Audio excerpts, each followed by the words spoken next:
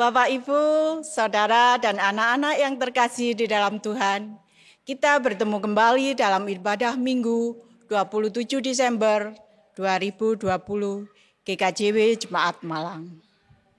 Saya mewakili jemaat mengucapkan Selamat Hari Natal 2020.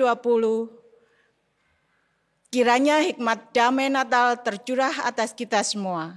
Walau kondisi saat ini masih dalam masa pandemi COVID-19, situasi dan kondisi ini tentunya tidak akan mengurangi dan menyurutkan sukacita kita dalam menyambut kehadiran Sang Juru Selamat kita, Tuhan Yesus Kristus. Jemaat yang dikasihi Tuhan, ibadah saat ini akan dilayani oleh Bapak Pendeta Legal Hendriawan, SAG. Mari kita bersama masuk dalam peribadatan. Kita awali dengan memuji Tuhan dari Kidung Jemaat nomor 19, bait yang pertama. Tuhanku Yesus.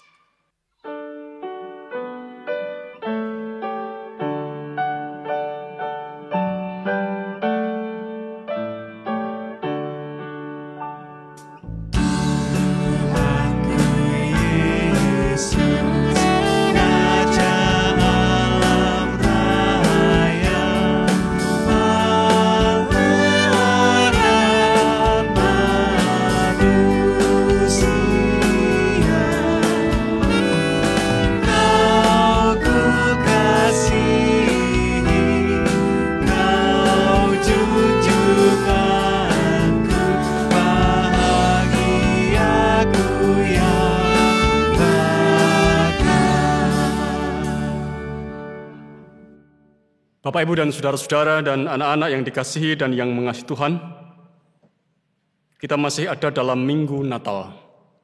Kita merayakan kelahiran Tuhan kita Yesus Kristus. Dan inilah minggu yang pertama setelah Natal.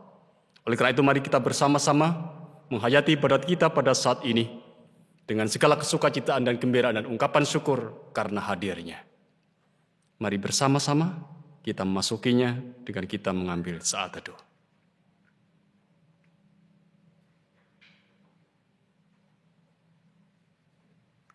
Biarlah setiap kita mengaku, pertolongan kita datangnya dari Allah Bapa Sang Pencipta langit dan bumi, Allah yang kasih setianya kekal. Salam bagimu, saudara-saudariku. Diberkatilah engkau dalam nama Tuhan. Amin.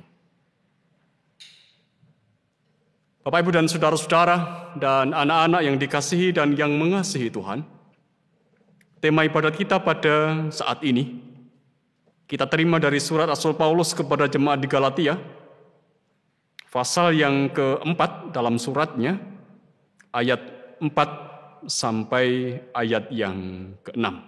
Yang dituliskan untuk kita.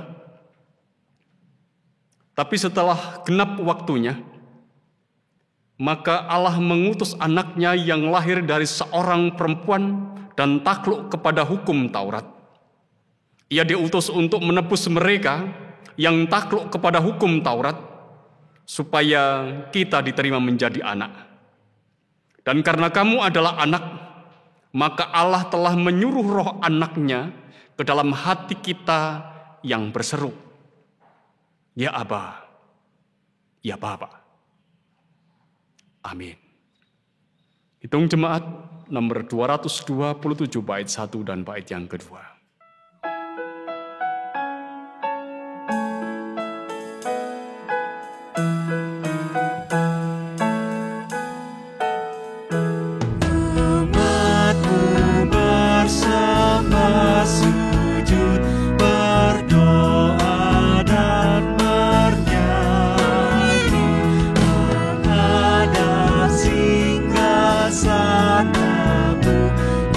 Kristus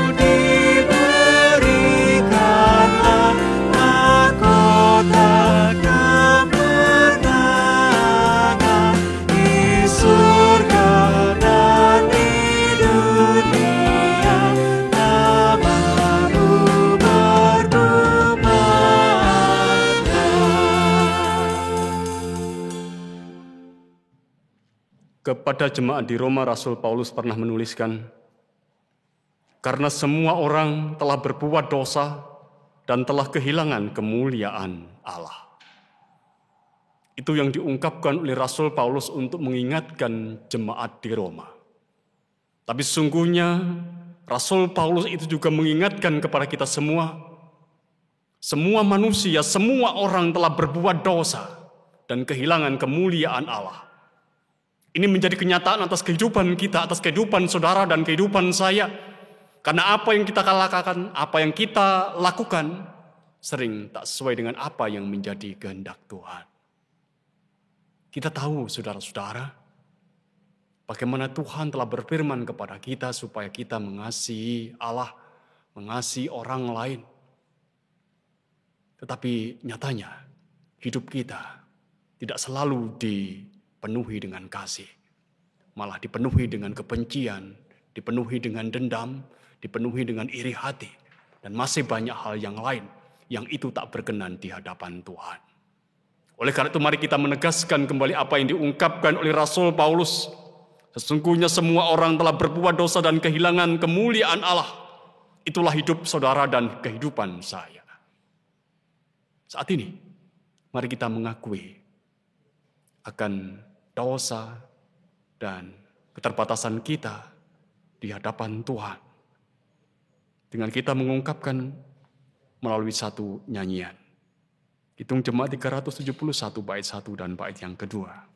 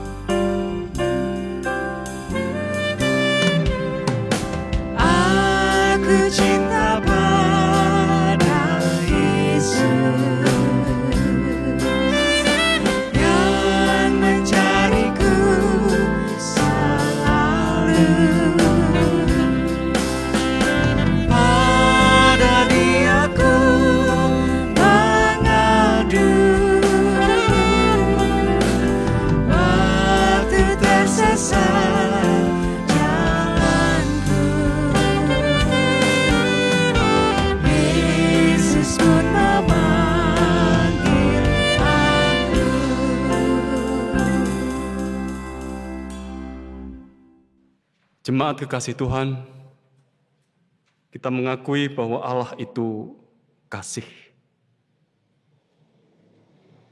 Ia memberitakan kepada kita berita pengampunan seiring dengan apa yang menjadi ungkapan pengakuan dosa kita. Menurut Kolose pasal 1 ayat 19 dan ayat yang ke-20.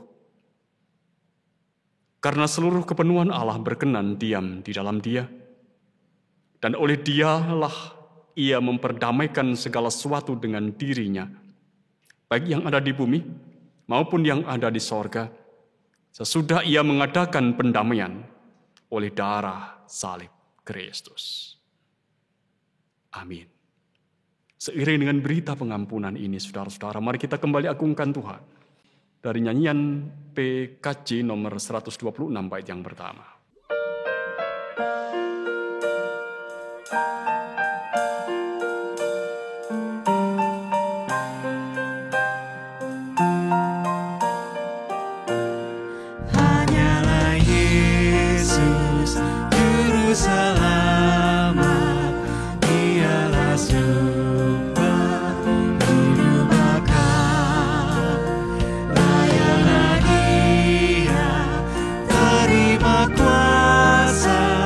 Puji dan hormat selamanya.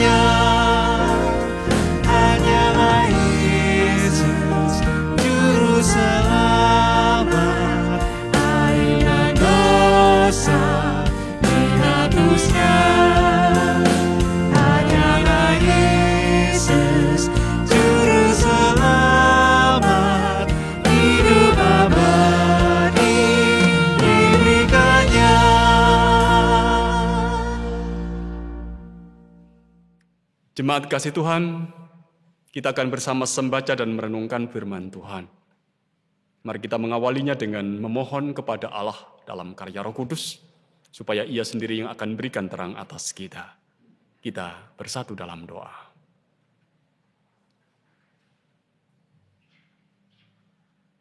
Ya Allah Roh Kudus, perkenankan kami pada saat ini memohon kepada Engkau ketika kami akan belajar untuk membaca dan merenungkan apa yang menjadi sabda-Mu. Terangilah mata hati dan batin kami, supaya kami peroleh pengenalan yang benar tentang firman-Mu, firman yang menghidupkan kami. Karena sungguhnya kehidupan kami selalu diliputi oleh kegelapan, oleh kuasa-kuasa yang menyesatkan dan menyesatkan. Kami hanya dimampukan untuk hidup benar, seturut dengan apa yang menjadi kehendak-Mu, ya Tuhan. Jika Engkau sendiri sebagai Allah kami, yang akan berikan kepada kami kejelasan tentang apa yang harus kami lakukan dalam hidup ini. Oleh karena itu, ketika kami akan membaca dan merenungkan firman-Mu, ya Allah, pimpinlah kami. Ajarilah kami untuk sungguh-sungguh hanya boleh mendengarkan suara Tuhan yang mengarahkan hidup kami ke dalam kebenaran. Dan firman-Mu yang akan boleh kami baca dan kami renungkan bersama akan mengenyangkan jiwa kami dan memampukan kami untuk tetap hidup dalam kebergantungan kami kepada Allah di dalam Tuhan Yesus. Berkatilah kami masing-masing pribadi lepas pribadi yang mewartakan dan yang mendengar firman-Mu, supaya firman-Mu tak kembali kepada Engkau dengan sia-sia, tapi kembali kepada Engkau dengan buah kehidupan yang ada dalam hidup kami. Karena itu, ya Allah, kami siap mendengarkan sabda-Mu hanya dalam nama Tuhan Yesus. Amin. Bapak, Ibu, jemaat milik Tuhan, firman Tuhan yang akan kita baca dan kita renungkan bersama diambil dari Lukas 2 ayat 22 sampai dengan ayat yang ke-40. Firman Tuhan tertulis demikian. Dan ketika genap waktu pentahiran, menurut hukum Taurat Musa, mereka membawa dia ke Yerusalem untuk menyerahkannya kepada Tuhan, seperti ada tertulis dalam hukum Tuhan. Semua anak laki-laki sulung harus dikuduskan bagi Allah. Dan untuk mempersembahkan korban menurut apa yang difirmankan dalam hukum Tuhan, yaitu sepasang burung tekukur atau 2 ekor anak burung merpati. Adalah di Yerusalem seorang bernama Simeon. Ia seorang yang benar dan saleh yang menantikan penghiburan bagi Israel. Roh Kudus ada di atasnya. Dan kepadanya telah dinyatakan oleh Roh Kudus bahwa ia tidak akan mati sebelum ia melihat Mesias, yaitu Dia yang diurapi Tuhan. Ia datang ke bait Allah oleh Roh Kudus. Ketika Yesus anak itu dibawa masuk oleh orang tuanya untuk melakukan kepadanya apa yang ditentukan hukum Taurat, ia menyambut anak itu dan menatangnya sambil memuji Allah. Katanya, "Sekarang, Tuhan, biarkanlah hamba-Mu ini pergi dalam damai sejahtera, sesuai dengan firman-Mu.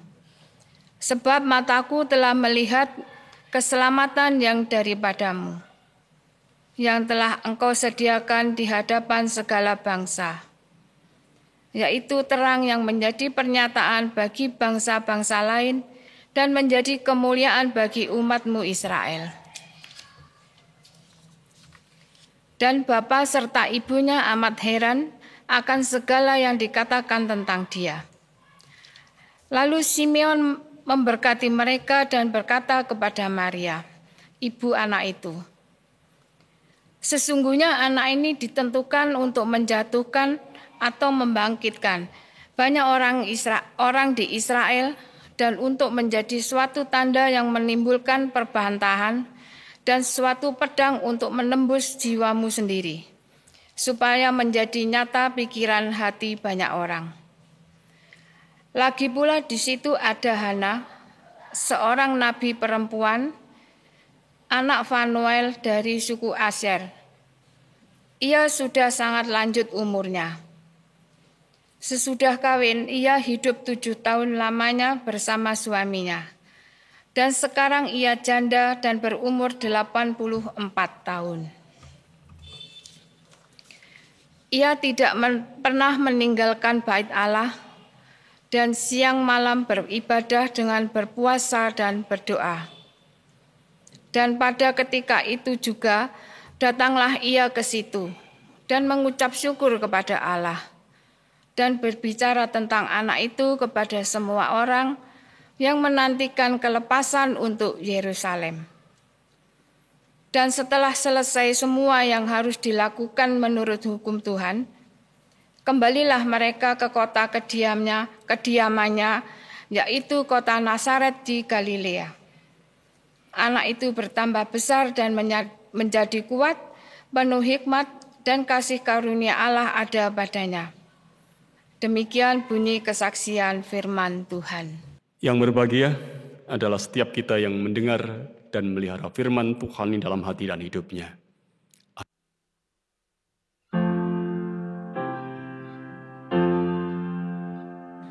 Amin, amin, amin.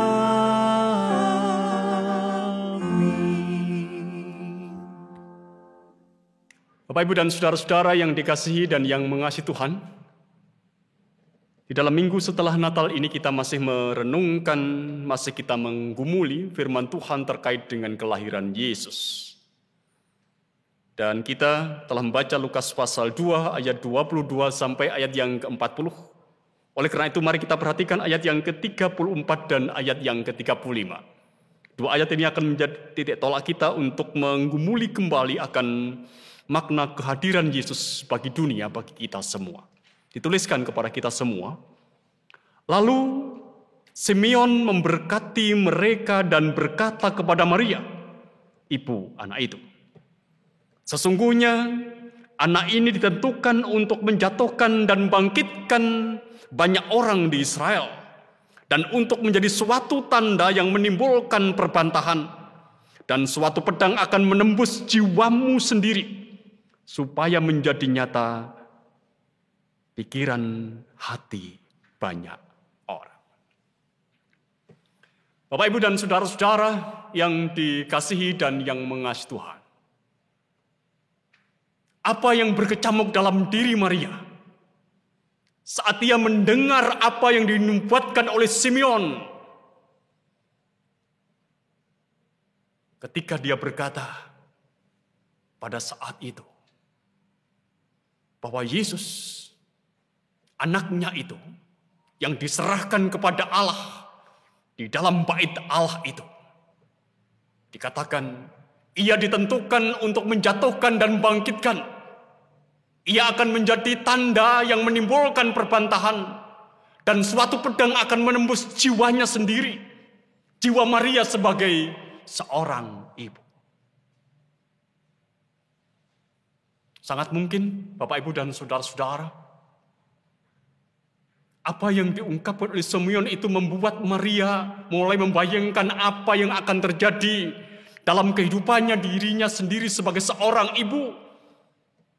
Dan apa yang kira-kira akan dilalui di dalam kehidupan Yesus, sang anak yang diserahkan kepada Allah itu. Dan kita tahu, saudara-saudara, apa yang dikatakan Simeon itu bukan mengada-ada. Apalagi mereka-reka. Dia adalah seorang nabi, dia adalah seorang yang saleh, dia adalah seorang yang benar di hadapan Tuhan. Artinya bahwa dia adalah pribadi yang perhatikan kehidupan dirinya di hadapan Tuhan. Sehingga dikatakan bahwa dia adalah orang yang saleh dan orang benar. Dan Roh Allah, saudara-saudara, ada pada dirinya. Dan Roh Allah sendiri telah mengatakan kepada dirinya bahwa ia tidak akan mati sampai ia melihat Mesias yang datang. Kalau kita perhatikan kembali Bapak Ibu dan saudara-saudara, dalam bacaan kita, ayat 25 dan ayat yang ke-26 dikatakan kepada kita, adalah di Yerusalem seorang bernama Simeon. Ia seorang yang benar dan saleh, yang menantikan penghiburan bagi Israel. Roh Kudus ada di atasnya. Dan kepadanya telah dinyatakan oleh Roh Kudus bahwa ia tidak akan mati sebelum ia melihat Mesias, yaitu dia yang diurapi oleh Tuhan. Itu yang diungkapkan kepada kita. Yang menunjukkan kepada kita siapakah sesungguhnya Simeon. Dia yang menatang Yesus ketika Yesus dibawa ke bait Allah oleh ibunya, oleh Maria itu. Saudara-saudara, mari kita menghayati bahwa ketika Yesus diserahkan kepada Allah di bait Allah oleh Maria, Simeon pada saat itu datang karena pekerjaan Roh Kudus. Ia datang karena pekerjaan Roh Kudus. Pastilah saudara-saudara, pada saat itu Simeon sudah mengenali siapakah Kristus, Sang Mesias yang dibawa oleh Maria pada saat itu. Di antara banyak anak juga yang diserahkan oleh orang tua mereka di bait Allah. Itu semua saudara-saudara tentu adalah karena pekerjaan Roh Kudus. Itu pekerjaan Roh Kudus. Dan pastilah ungkapan yang disampaikan oleh Simeon tentang Yesus itu bukan pemikiran Simeon sendiri, bukan apa yang menjadi kehendaknya sendiri, apa yang menjadi harapannya sendiri, tetapi itu adalah karena Roh Kudus yang berkuasa atas dirinya pada saat itu.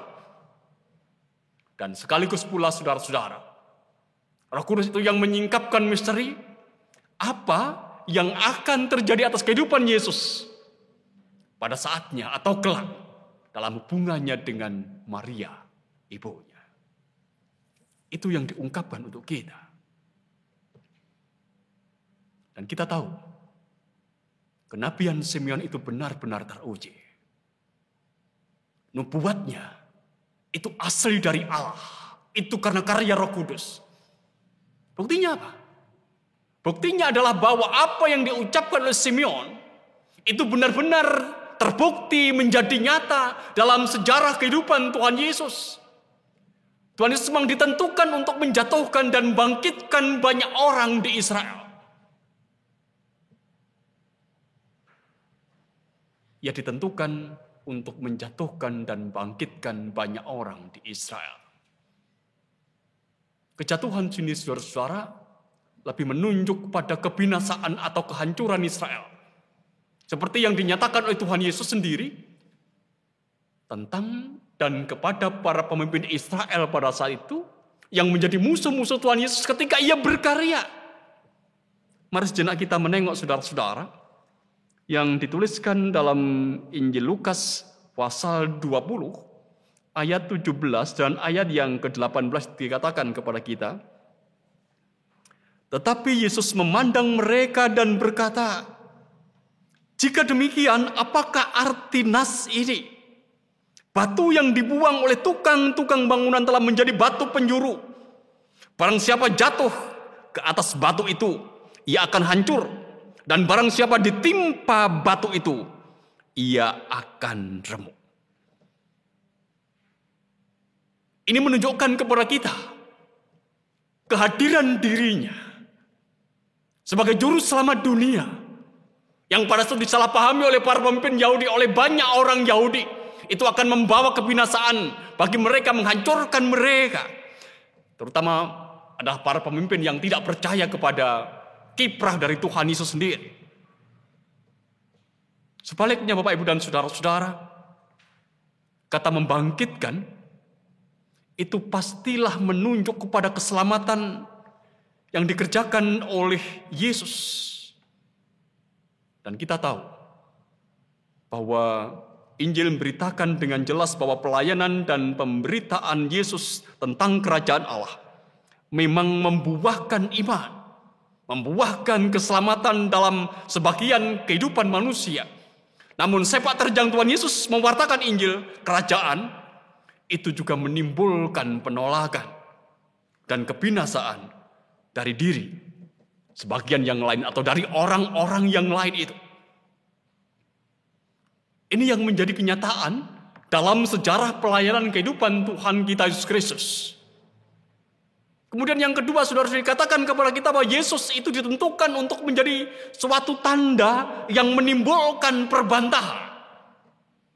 Dalam nubuat Simeon, ia ditentukan untuk menjadi tanda suatu yang menimbulkan perbantahan.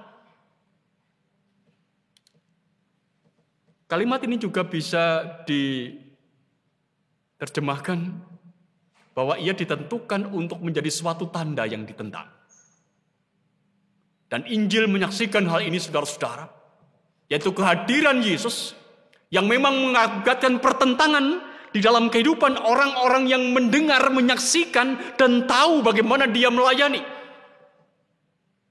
Bukan hanya pada persoalan kehadirannya, tapi juga pada apa yang dikatakan, pada apa yang diajarkan oleh Tuhan Yesus pada saat itu.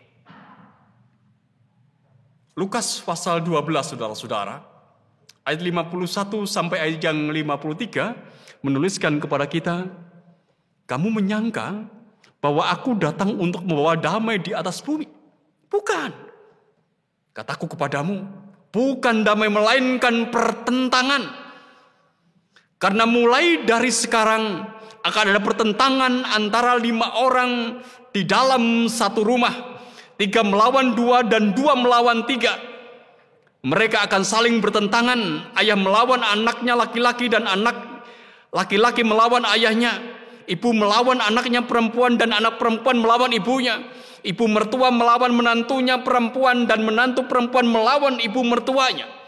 Ini yang diungkapkan oleh Tuhan Yesus dalam pengajarannya, yang ini juga menegaskan kepada kita apa yang menjadi nubuat Simeon itu menjadi nyata dalam kehidupan pelayanan Tuhan Yesus. Dalam Injil Lukas, saudara-saudara, kehadirannya itu menimbulkan pertentangan. Dalam terjemahan Injil yang lain, saudara-saudara, diungkapkan bahwa kehadiran Yesus itu menimbulkan bukan hanya pertentangan, tapi pedang dalam bahasa yang sangat simbolik. Seperti apa yang diungkapkan dalam nubuat Simeon. Dan suatu pedang menembus jiwamu. Diungkapkan dengan pedang. Bapak, Ibu, dan saudara-saudara yang dikasihi dan yang mengasihi Tuhan. Dan pada akhirnya, Yesus menjadi pedang yang menembus jiwanya. Jiwa Maria sebagai seorang ibu. Jiwa Maria sebagai ibu sang juru selamat, saudara-saudara.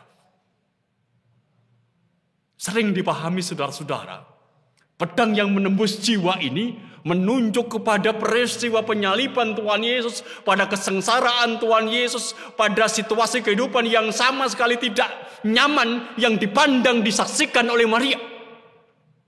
Bahkan kematian Yesus. Ini dikatakan sebagai pedang yang menembus jiwa Maria. Keberadaan Yesus, sang anaknya, yang pada saat itu disalibkan dan ada dalam kesengsaraan. Namun saudara-saudara, hari ini saya ingin mengajak kepada panjenengan semua untuk memperhatikan bahwa pedang yang menembus jiwa Maria tidak bisa hanya dimaknai sebagai situasi kehidupan di mana Yesus ada dalam kesakan dan penderitaan. Saya ingin mengajak pada panjenengan semua untuk melihat dalam perspektif yang lain, sebagaimana yang diungkapkan oleh Tuhan Yesus sendiri kepada orang-orang pada saat itu yang pastinya juga akan didengar oleh Maria. Bayangkanlah seorang ibu yang mendengar apa yang diungkapkan oleh anaknya, sebagaimana dituliskan di dalam Injil Lukas pasal 8 ayat yang ke-21. Pada saat itu Tuhan Yesus berkata begini, ibuku dan saudara-saudaraku adalah mereka yang mendengar dan melakukan firman Tuhan. Itu yang diungkapkan oleh Tuhan Yesus. Ibuku dan saudara-saudaraku adalah mereka yang mendengar dan melakukan firman Tuhan. Bayangkanlah jika kita ini adalah seorang ibu yang mendengar apa yang diungkapkan oleh seorang anak, yang itu adalah anak kita. Seperti yang dialami oleh Maria, yang mendengar ungkapan Yesus yang sangat jelas, ibuku dan saudara-saudaraku adalah mereka yang mendengar dan melakukan firman Tuhan.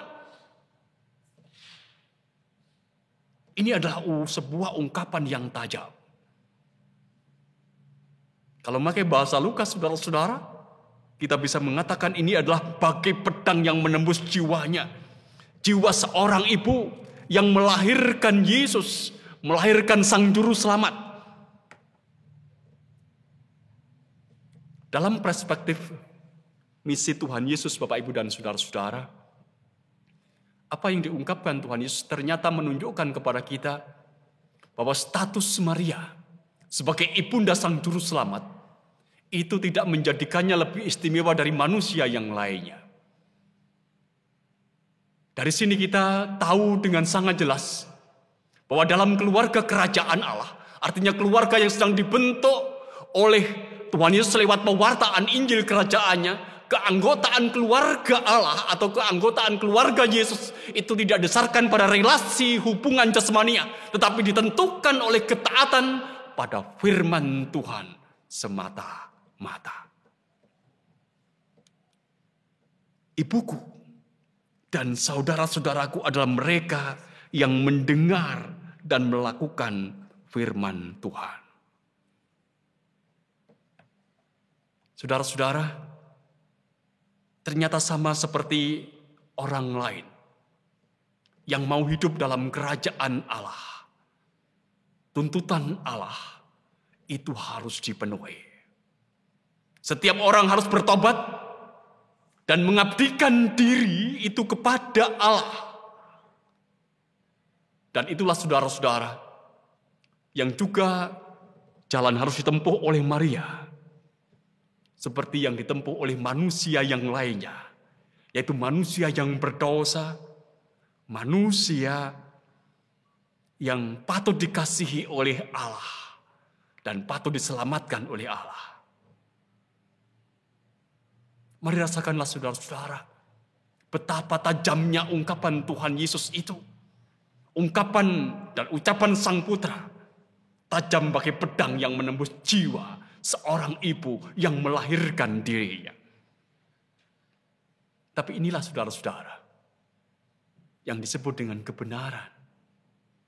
Inilah kebenaran yang pada akhirnya ungkapan itu juga menyelamatkan Maria.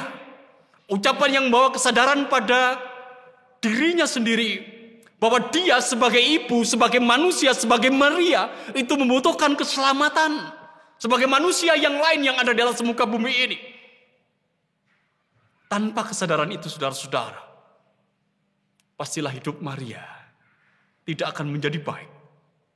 Seperti halnya ketidaksadaran yang ada dalam kehidupan orang-orang Yahudi, dalam hal ini adalah para pemimpin Yahudi. Yang sekalipun mereka tahu Yesus, tahu pekerjaan Yesus, tahu apa yang diungkapkan Yesus, mereka tidak percaya. Karena dalam dirinya tidak ada kesadaran bahwa Sang Mesias itu telah datang. Sehingga hidupnya juga tak terselamatkan. Dalam pandangan, dalam perspektif ini. Bapak, Ibu, dan saudara-saudara yang dikasihi dan yang mengasihi Tuhan. Itulah kehidupan Maria sesungguhnya. Pedang yang menembus jiwanya. Ungkapan Yesus yang menembus jiwanya yang tajam telah menimbulkan kesadaran dalam dirinya bahwa dirinya sama seperti manusia yang lain membutuhkan keselamatan. Dan dia merangkul itu. Dan kita percaya, ia ada bersama dalam keselamatan di dalam Yesus. Nah saudara-saudara, di ujung permenungan tentang pedang yang menembus jiwa Maria sebagai ibu Sang Juru Selamat, mari kita mengingat dan merasakan kembali ucapan-ucapan tajam yang pernah barangkali melukai kita sebagai pribadi. Terutama adalah ucapan-ucapan dari orang-orang yang sebenarnya sungguh mencintai kita. Apakah itu orang tua kita, istri kita, anak kita, sahabat kita, tetangga kita, ataupun juga orang lain. Yang berulang kali kita mendengar apa yang menjadi tegurannya, apa yang diungkapkan sebagai peringatan atas kehidupan kita. Yang semuanya itu saudara-saudara membenarkan atas kehidupan kita, dan kehidupan kita itu boleh terarah pada kesadaran untuk ada dalam kebenaran di dalam Tuhan.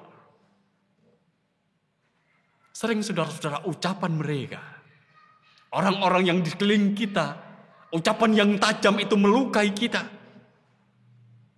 Bahkan kita boleh mengatakan itu menyakitkan kita. Ibarat pedang yang menembus jiwa kita. Membikin perasaan kita bergejolak. Tidak tahu seperti apa saudara-saudara. Tapi sekaligus juga ini memberikan kepada kita kesadaran dalam diri kita bahwa semua itu membawa pertumbuhan atas kehidupan iman kita. Supaya apa? Supaya kita tetap hidup dalam kedekatan dengan Tuhan, supaya tetap hidup dalam karya keselamatan yang Tuhan sudah kerjakan di dalam Tuhan Yesus. Nah, pada akhirnya saudara-saudara, dapatkah pada saat ini kita dengan penuh syukur itu berucap, terima kasih Tuhan, terima kasih untuk setiap pedang yang telah sedang dan yang akan menembus jiwa kita. Untuk setiap ucapan yang barangkali itu menyakitkan, yang barangkali itu membuat perasaan kita bergejolak. Tetapi setiap ungkapan itu adalah ungkapan yang membawa kita pada kesadaran yang benar tentang bagaimana sungguhnya kita harus hidup dalam perspektif kerajaan Allah, dalam relasi kita dengan Tuhan, ada dalam kebenaran. Bapak, Ibu, dan saudara-saudara, mari kita terus merenungkan di Minggu Natal ini. Banyak sekali ungkapan-ungkapan dan ucapan yang menembus jiwa kita. Entah itu siapa yang berucap. Tapi selama ada kesadaran bahwa ucapan yang menembus jiwa itu, pedang yang menembus jiwa itu, membawa kita kepada kebenaran. Membawa kita pada hidup yang benar sesuai dengan apa yang menjadi kehendak Tuhan. Sesuai dengan etika kerajaan Allah. Maka mari kita mengungkapkan satu hal yang khusus. Bersyukurlah. Bersyukurlah. Dan bersyukurlah. Amin. Satu doa untuk kita.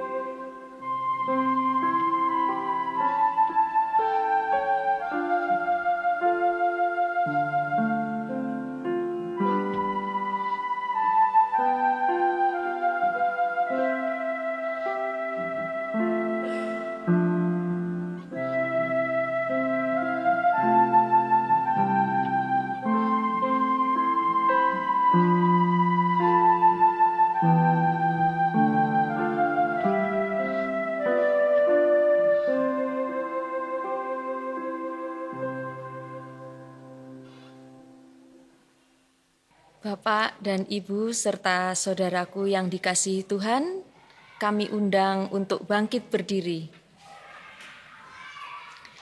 Mari kita memperbaharui iman kita dengan mengikrarkan pengakuan iman rasuli yang demikian. Aku percaya kepada Allah Bapa yang Maha Kuasa, Khalif langit dan bumi, dan kepada Yesus Kristus, anaknya yang tunggal, Tuhan kita, yang dikandung daripada Roh Kudus, lahir dari anak darah Maria, yang menderita di bawah perintahan Pontius Pilatus, disalibkan, mati dan dikuburkan, turun ke dalam kerajaan maut. Pada hari yang ketiga, bangkit pula dari antara orang mati, naik ke surga, duduk di sebelah kanan Allah, Bapa yang Maha Kuasa, dan akan datang dari sana untuk menghakimi orang yang hidup dan yang mati. Aku percaya kepada Roh Kudus, gereja yang kudus dan am, persekutuan orang kudus, pengampunan dosa, kebangkitan daging, dan hidup yang kekal. Amin. Dipersilahkan duduk kembali.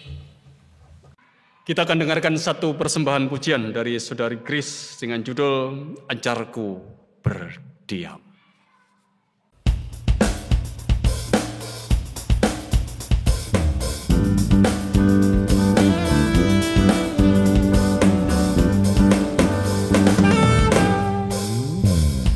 Ajarku berdiam, dekati hatimu. Di saat ku berpaling, temukan cintamu. Di sana kau menanti untuk bawaku lagi bersekutu dalam damai yang sejati. Oh, ku damba hadirmu. Oh, inilah rinduku. Hidupku hanya untuk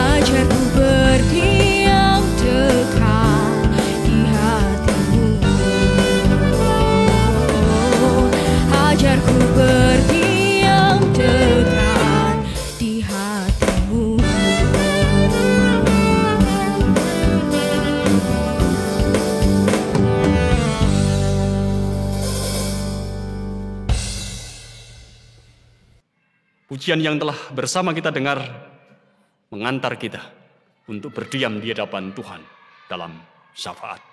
Mari bersama-sama kita berdoa. Bapa yang di sorga, perkenankan kami pada saat ini anak-anak menghampiri tahta-Mu, mengucapkan syukur untuk penyertaan, pimpinan, dan berkat Tuhan yang senantiasa ada dalam hidup kami. Engkau sebagai Allah kami telah memberikan kekuatan kepada kami untuk melakukan aktivitas kami, pekerjaan kami, dan berikan kemampuan kepada kami supaya kami hidup seturut dengan apa yang menjadi firman-Mu.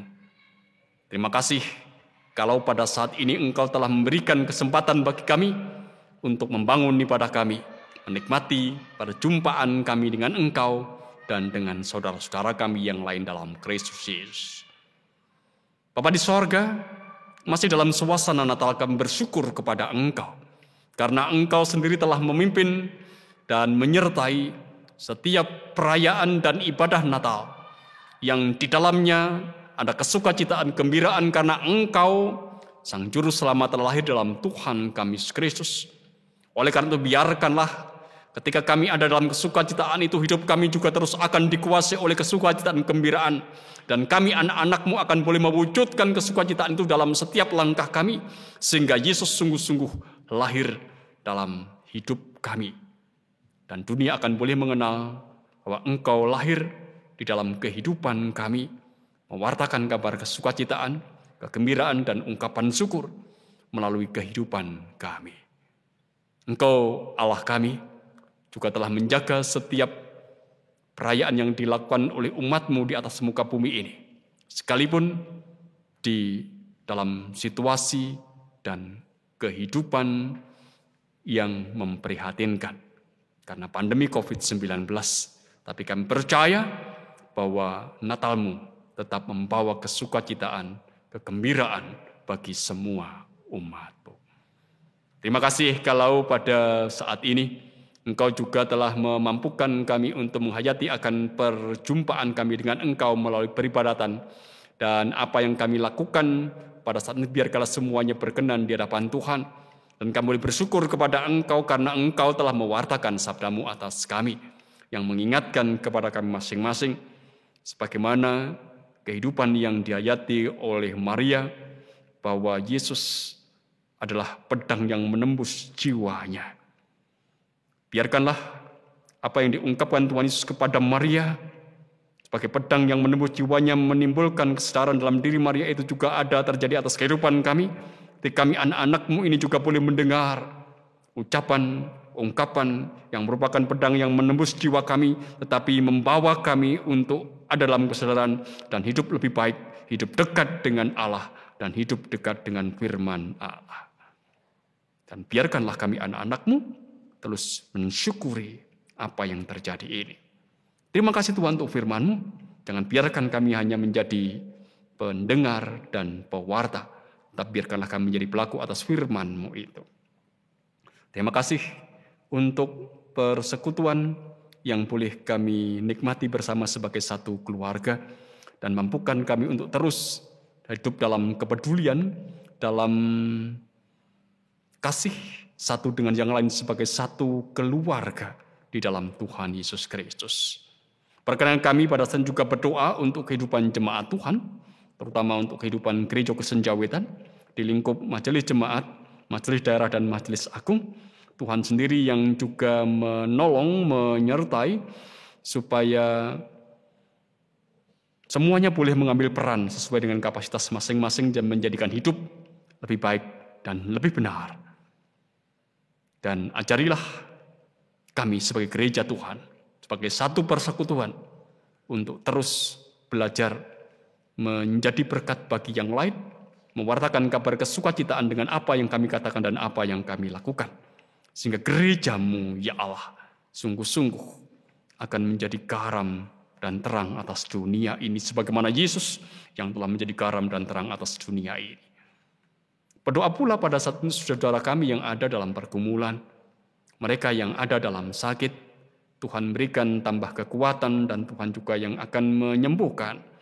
Mereka yang ada dalam penderitaan dan kesesakan, Tuhan yang akan meneguhkan mereka. Mereka yang dikuasai oleh roh kegelapan dan roh-roh duniawi, Tuhan berikan kemerdekaan. Mereka yang ada dalam pergumulan, dalam kehidupan keluarga, Tuhan juga yang menjaga keutuhan keluarga itu, mampukan mereka keluar dari pergumulan itu.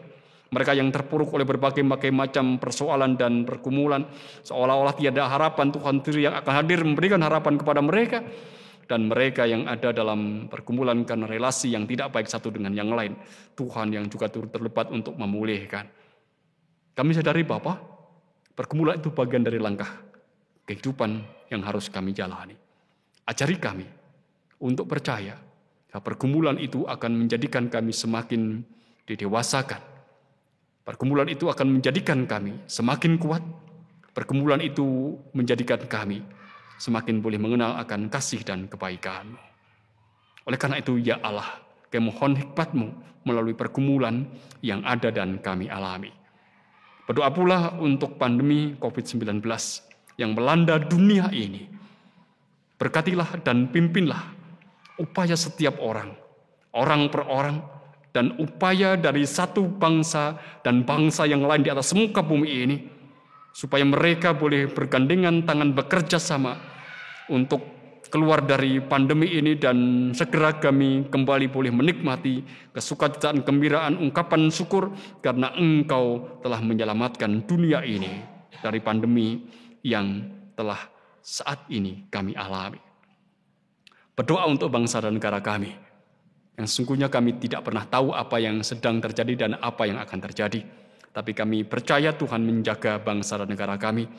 Tuhan juga yang memimpin para pemimpin negeri kami, supaya para pemimpin negeri kami ini memiliki hikmat dan kebijaksanaan yang berasal dari Tuhan, dan atas hikmat dan kebijaksanaan yang berasal dari Engkau, mereka akan boleh memimpin negeri ini dengan segala kebaikan dan menjadi sarana bagi damai sejahtera yang akan Tuhan curahkan. Oleh karena itu, Bapa, kami hanya mohon kepada Engkau, berkatilah para pemimpin negeri kami dan berkatilah negeri ini.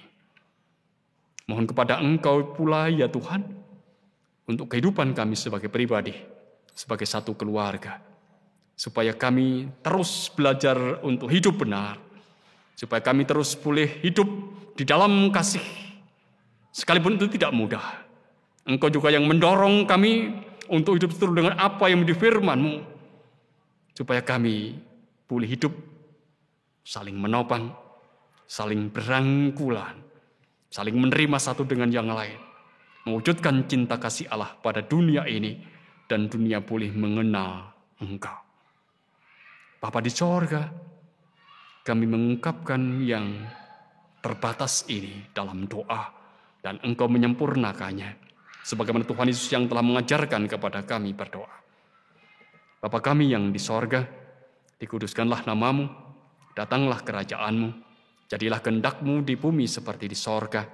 Berikanlah kami pada hari ini makanan kami yang secukupnya, dan ampunilah kami akan kesalahan kami, seperti kami juga telah mengampuni orang yang bersalah kepada kami. Dan janganlah membawa kami dalam pencobaan, tapi lepaskanlah kami daripada yang jahat, karena Engkaulah yang punya kerajaan dan kuasa dan kemuliaan sampai selama-lamanya. Amin. Bapak, Ibu, dan saudara yang mengasihi dan yang dikasihi Tuhan, dalam kita merayakan Natal saat ini berbeda dengan tahun-tahun yang lalu, karena kita merayakan di rumah kita masing-masing. Untuk merayakan seperti tahun-tahun yang lalu, kondisinya masih belum memungkinkan, namun demikian kita sebagai umat yang berkenan atas kehadiran Tuhan Yesus, kabar sukacita ini harus kita sambut dengan rasa syukur. Mari bersama-sama kita ungkapkan rasa syukur kita dengan menyerahkan persembahan. Ada tertulis di dalam kitab Mazmur 107 ayat 21 sampai 22 yang demikian bunyinya. Biarlah mereka bersyukur kepada Tuhan karena kasih setianya, karena perbuatan-perbuatannya yang ajaib terhadap anak-anak manusia. Biarlah mereka mempersembahkan korban syukur dan menceritakan pekerjaan-pekerjaannya dengan sorak-sorai. Jemaat yang dikasihi Tuhan, bersamaan dengan kita mengumpulkan persembahan, kita mengagungkan nama Tuhan dengan bernyanyi dari PKJ 216, bait yang pertama, berlimpah sukacita di hatiku.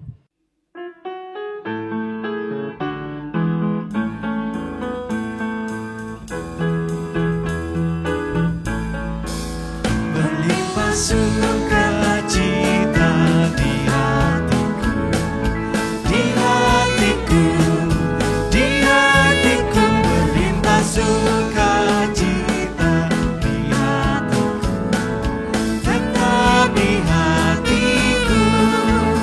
Aku bersyukur, bersukacita, kasih Tuhan diam di dalamku.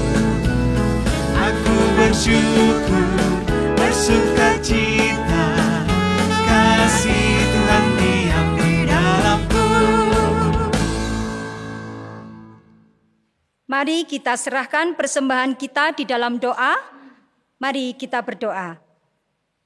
Tuhan Yesus, kami bersyukur kepadamu, bersyukur atas firman dan kehadiran-Mu, bersyukur atas pengorbanan-Mu, bersyukur atas segala berkat dan anugerah-Mu untuk kehidupan kami. Sehingga kami boleh merasakan hikmat dan damai Natal, walaupun kondisi kami dalam keterbatasan. Tuhan, saat ini kami ungkapkan rasa syukur kami dengan menyerahkan persembahan. Terimalah dan berkatilah persembahan kami, agar menjadi karunia yang menghidupkan pelayanan kami dan terwujudnya damai sejahtera di gereja kami. Kami percaya Tuhan juga memberkati pengelola persembahan dengan hikmat dan kebijaksanaan dan rasa takut akan Tuhan. Ampuni kami ya Tuhan, bila kami belum mampu mempersembahkan seperti yang Tuhan kehendaki. Dalam kasih karunia Tuhan Yesus Kristus, doa dan ungkapan syukur ini kami panjatkan. Amin. Jemaat kasih Tuhan, ibadah sudah usai. Kita akan mengakhiri ibadah kita, dan ingatlah bahwa engkau diutus mewartakan kabar kesukacitaan bagi dunia. Engkau dan kita semua menyadari bahwa senantiasa ada ungkapan, ada ucapan seperti pedang yang menembus jiwa kita dalam setiap langkah kita, kini dan nanti. Percayalah, itu yang akan menguatkan kita, membawa kita untuk terus ada dalam kesadaran hidup dekat dengan Tuhan. Ku ingin menyerahkan.